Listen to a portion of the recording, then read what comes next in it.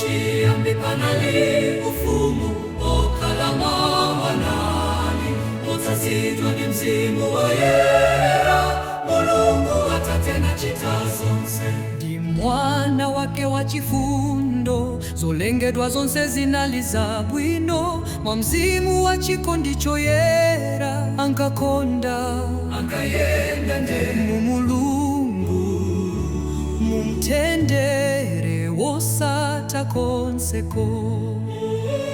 Umulungu ndi chikondi chiyero ndi ubwino chinsinsi cha ufumu chinalichi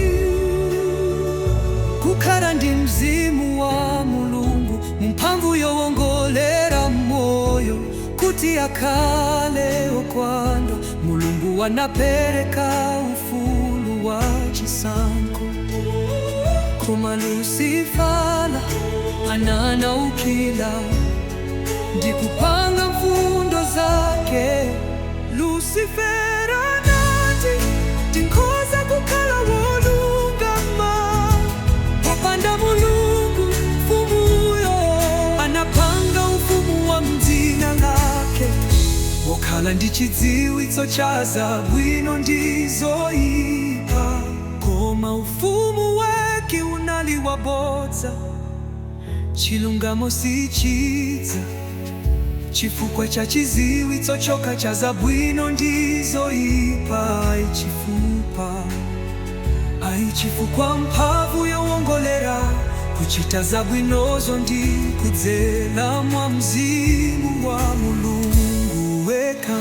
Lusifala anadza anauza hava za mphamvu yake, anati kuti mukhale ngati Mulungu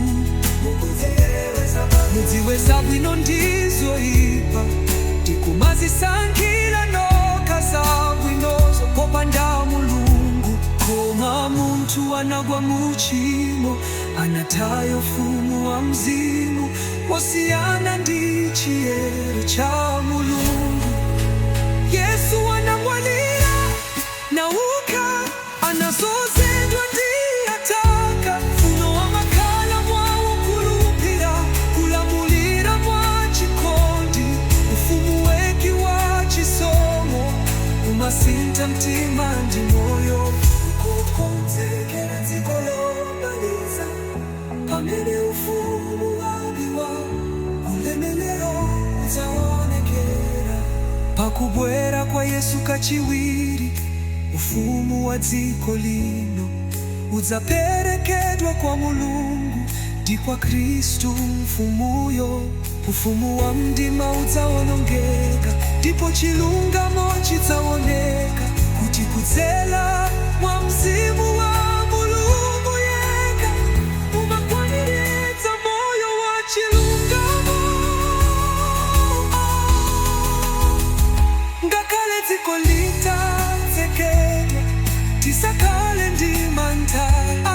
Mzimu wake ukutikazikika muchisomo cha ufumu wake. Tsiku la chizindikiro cha chirombo tidzakhala ndi moyo wenu, pakuti ufumu wa Mulungu ukutiyendetsa mwa mphamvu zake.